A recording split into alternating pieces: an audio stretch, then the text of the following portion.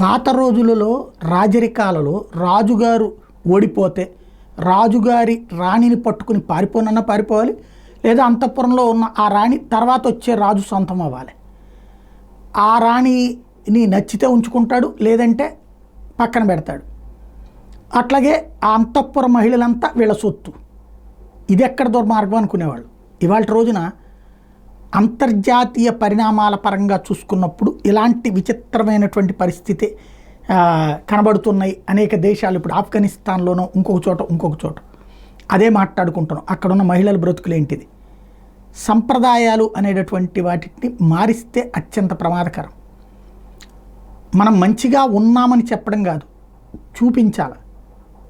నిన్న టీవీ ఛానల్లో వచ్చిన బ్రేకింగ్లో సంప్రదాయం పాటిస్తున్నారు, ఫస్ట్ పిఎసి ప్రతిపక్షానికి ఇవ్వబోతున్నారు. ప్రతిపక్ష నాయకుడు హోదాకు సంబంధించి నేను చెప్పను. వాస్తవంగా అయితే కనుక ఇంకెవడూ ప్రతిపక్షం లేకపోయినప్పుడు ఇవ్వచ్చు, కానీ ఇవ్వాలన్న రూలు లేదు. ఎందుకు, గతంలో జగన్ కూడా ఆ మాట మాట్లాడున్నాడు కాబట్టి. కానీ పబ్లిక్ అకౌంట్స్ కమిటీ మాత్రం ప్రతిపక్షానికి ఇవ్వడం అనేది సంప్రదాయము, సంస్కారం. ఇది బాధ్యత. ఎందుకు అంటే నీ మీద నువ్వు పోలీసింగ్ చేసుకునేది. ఇది ఒక పోలీసింగ్, నిఘా వ్యవస్థ. నిఘా వ్యవస్థ నీ మీద నువ్వు నిఘా వేసుకుంటే ఇంకేముంటుంది, పక్కనోడు వేయాలి. ఆడు అడిగినప్పుడు నీకు కూడా తెలియని తప్పులు నాడు ఎత్తి చూపెడతాడు. అట్లాంటి అవకాశం ఇవ్వకుండా చేసుకుంటున్నారు.